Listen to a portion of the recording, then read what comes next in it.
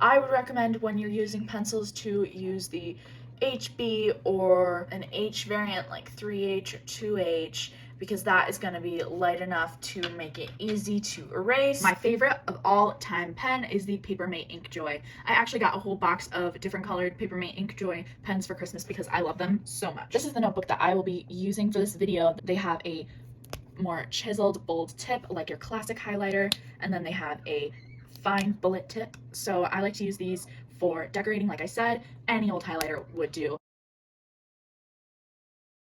Another thing is whiteout.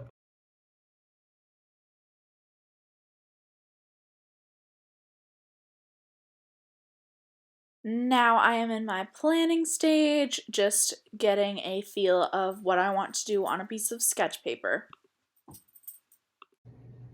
Again, like I said, don't use too dark of a pencil.